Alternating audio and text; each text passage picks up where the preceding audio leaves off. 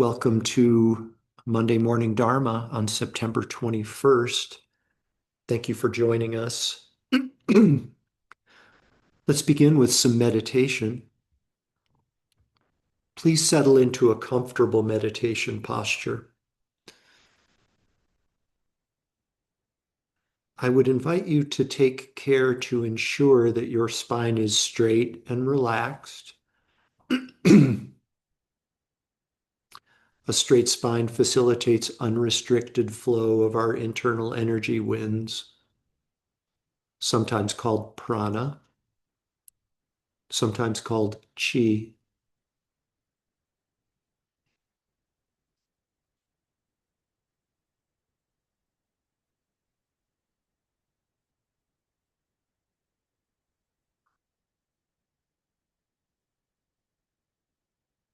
There is no more beneficial thing that you can do for yourself, no greater gift than practicing meditation. So please give yourself permission to turn yourself over to the practice this morning, to rest, relax, absorb into the meditation, and enjoy your practice. Enjoy this opportunity.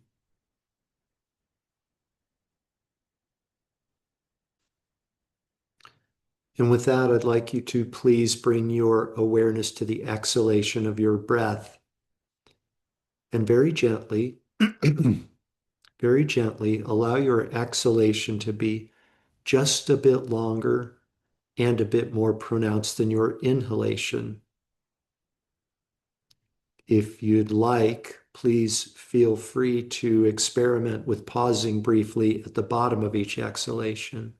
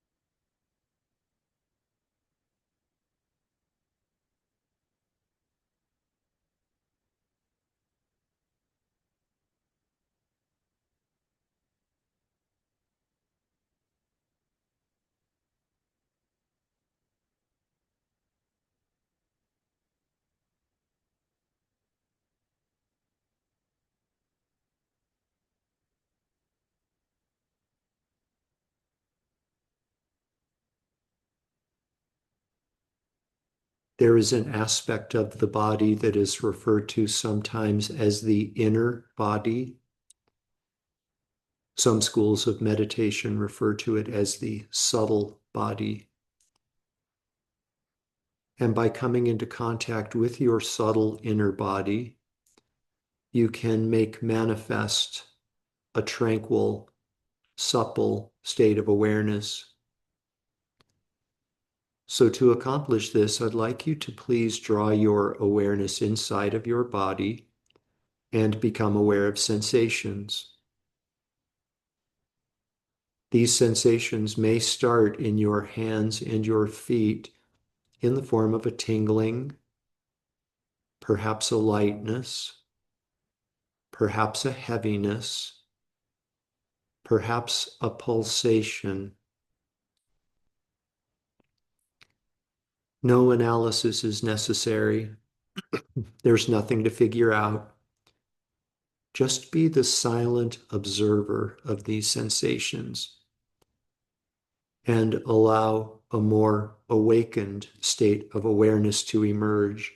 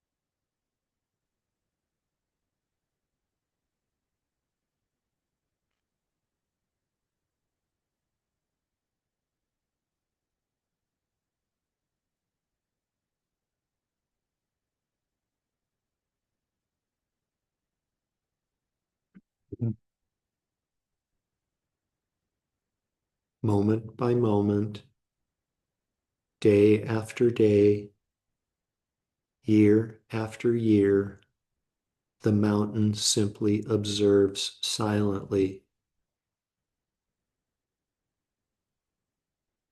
Rain may fall on the mountain or not. The wind may blow. The sun may shine. Leaves may appear on the branches of a nearby tree, change color, and then fall to the ground. The mountain simply observes silently. No judgment, no labeling, no comparing, no expectation.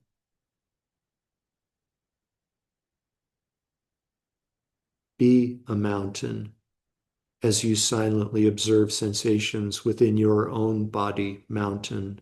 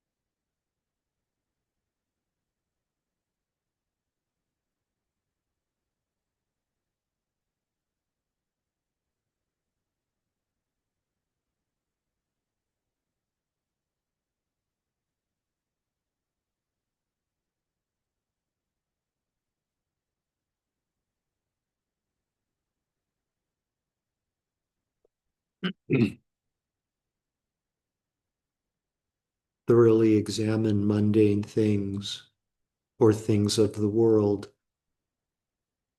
If you do, you will see that none of them persist. None of them are capable of permanence. And in that sense, they are like dreams and magical illusions. Dreams and magical illusions are meaningless. Therefore, generate renunciation and abandon mundane concerns.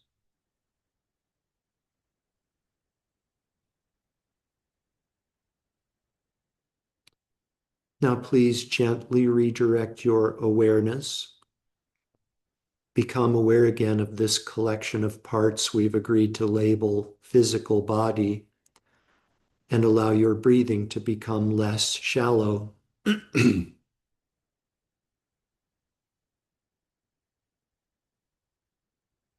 Become aware again of the garments of clothing resting on the surface of physical body.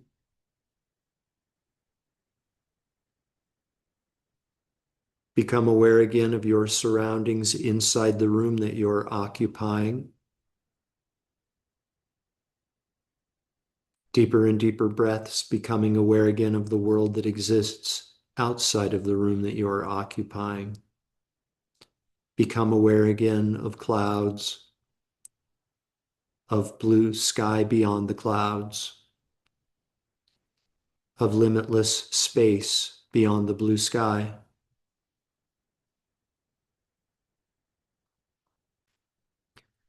We dedicate all of the merit from this morning's meditation to world peace. May all beings without exception be completely free from all forms of emotional and physical suffering. May all beings without exception be happy, enjoy inner and outer peace, contented, and enjoy inner and outer freedom.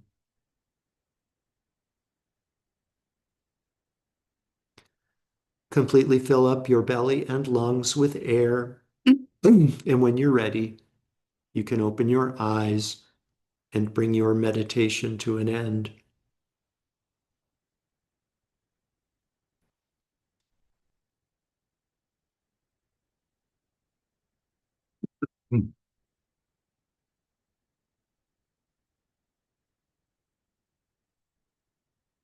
So last Friday, we took a Dharma approach to my bicycle being stolen.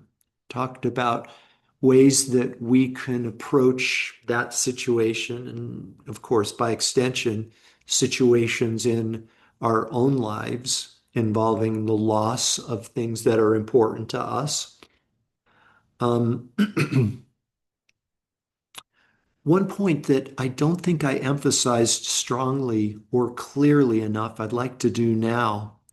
It had to do with the practice of patient acceptance, accepting what is, having abandoned the notion that things should be other than what they are. And there are some antidotes or opponents that can be applied to um, the mind of anger, the mind of desirous attachment, that kind of have, to my way of thinking, kind of an immediate impact. For example, somebody I talked to, it sounds as though I'm going around town telling everybody about the fact that my bike was stolen, but there's a means to the madness, a purpose for it. For example, something that for me anyways has um, kind of immediate impact is thinking, oh, that person must need the bicycle more than I do. I kind of get some pretty immediate relief for that. It makes an assumption that may or may not be accurate, but I get the peace that I experience when I have that, when I ponder that possibility is pretty immediate. Yeah, it doesn't take as much training in that. Um, or kind of another way of reconciling. Um, reconciling the loss or making sense of it through Dharma lenses is to have compassion for the person that stole the bike and think about um, the really desperate situation that person must be in to have stolen something like a bicycle. For anybody to steal anything, really, I get some immediate relief through that thought as well. Go straight to compassion and I experience relief. Imagine that. Um, but and the application of patient acceptance, patiently accepting what is, having abandoned the notion that things should be other than what they are, and impermanence, which somebody suggested as a way to deal with the loss of the bicycle. All that arises ceases, including my ownership of that bicycle, right? Um, the application of patient acceptance and wisdom realizing impermanence, it takes time to be able to, in my experience is it takes time to be able to apply those opponents and experience some relief from it.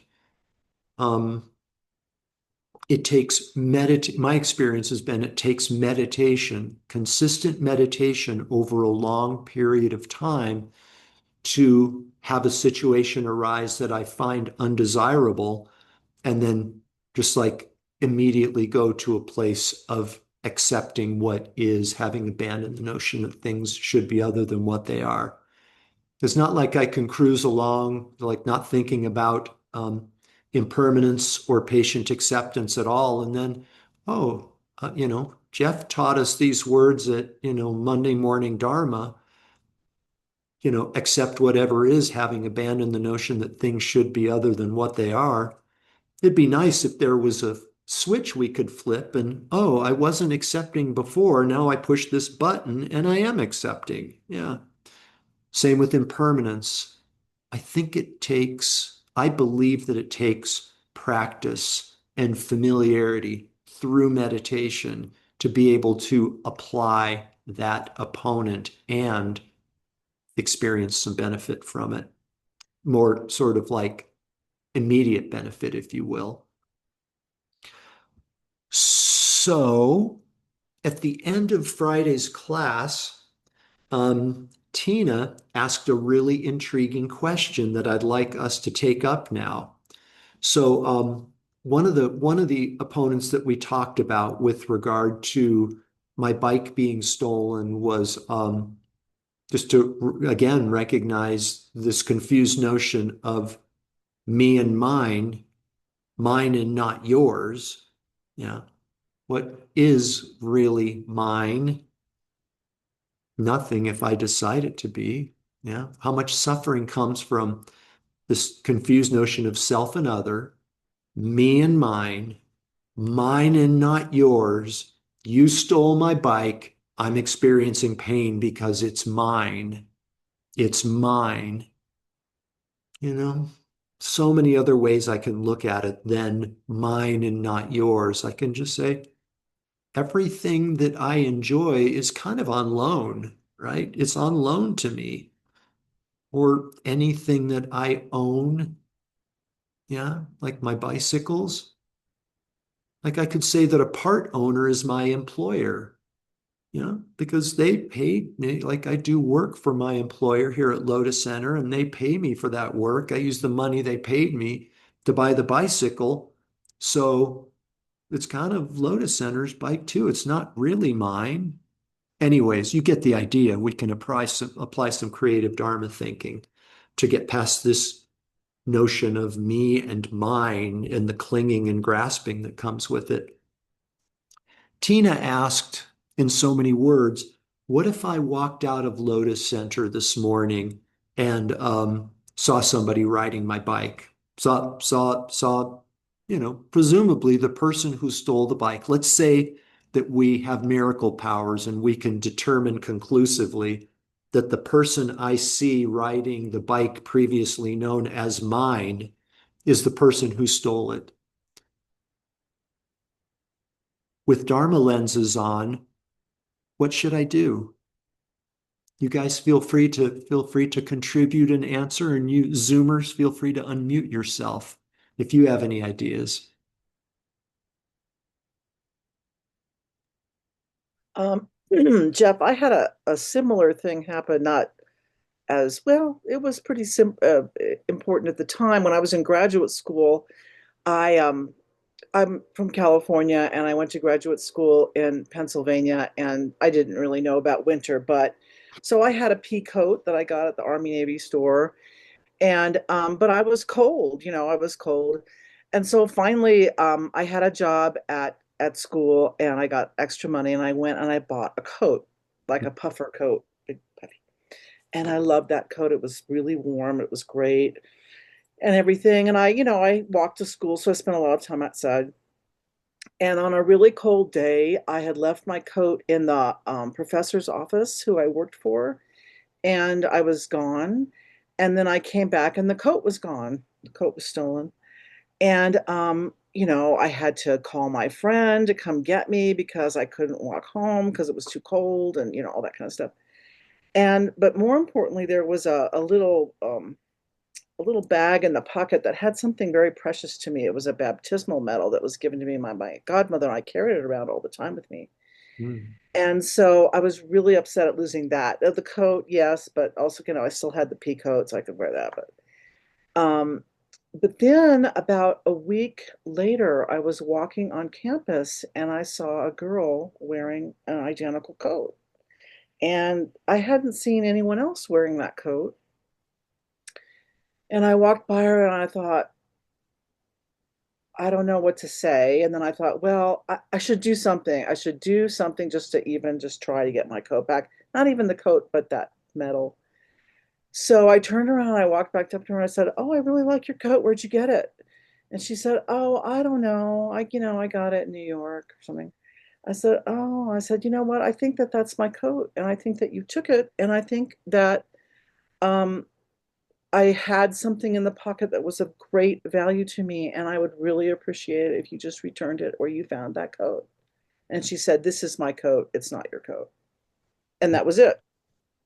Wow. So I thought I would share that story Mm.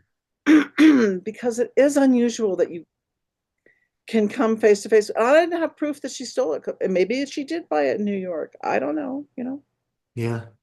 What, Tina, I'll put you on the spot a little bit Mhm. using Dharma wisdom. What's a way that you could have not approach it differently, but what can you come away with from that exchange to help um, establish a peaceful state of mind and clarity? Well, I guess my feeling is that it didn't really matter Mhm. that I found her.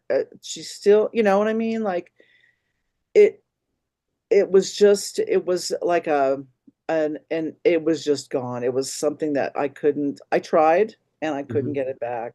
Mhm. And I still miss that medal. But, it was just one of those things, I guess. I don't know. I don't know what to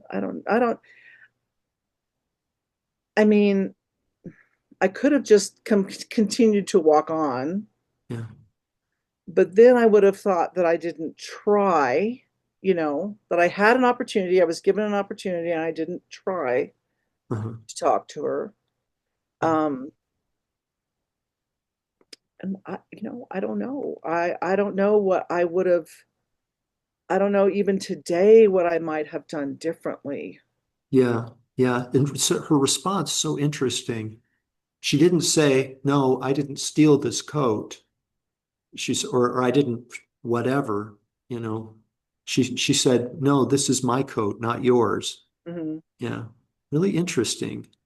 Um, so yes, Jill.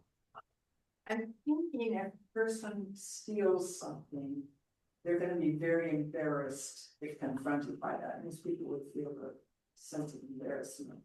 So I wonder, and I'm not saying I have the answer, but I wonder if there's a way to get across that you wish you had your coach or your bicycle back Mhm. without embarrassing them and making them feel like, great, this is Tina.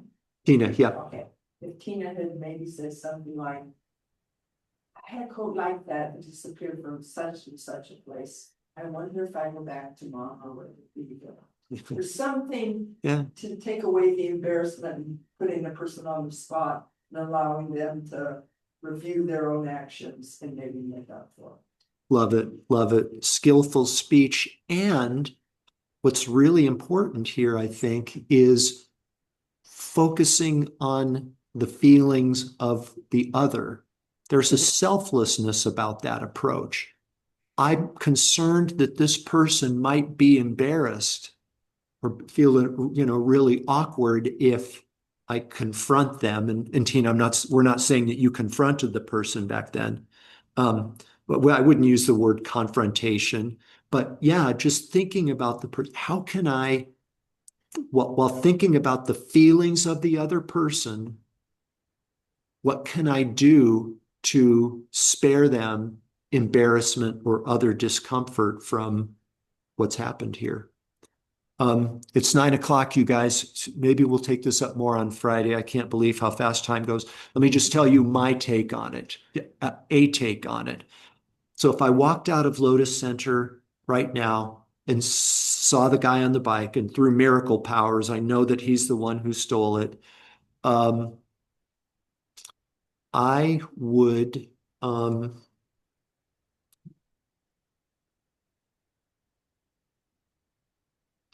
I would examine very closely what my intention is for approaching the person. I think the intention could, as we know, we've talked about this before in all of our discussions of karma, it's the intention behind the action that for us that makes it meaningful or meaningless, constructive or destructive. So I would have to ask myself, if I approached the person who stole my bike, what would be my intention for doing so? It's mine and not yours, and therefore give it back to me. You know, not a, as my friend Alan Cooper would say, not a wholesome intention, I would say. But it could be something like, this person who stole my bike subjected himself to a great deal of negative karma by stealing the bike. And I think that's true. I think that's true. Maybe him returning the bike will somehow offset the negative karma that he created for himself. So it's with that intention, I'm going to ask him if I can please have my bicycle back, something like that. But whatever it is, I believe that, and there are countless ways we can approach it with this by examining our intention, but the more selfless and the less self-centered our motivation for taking action, the better things will turn out. So, okay, 9:03. Thanks for hanging in there, you guys. Have a great day. Thank you, Jeff. You're welcome. Bye bye.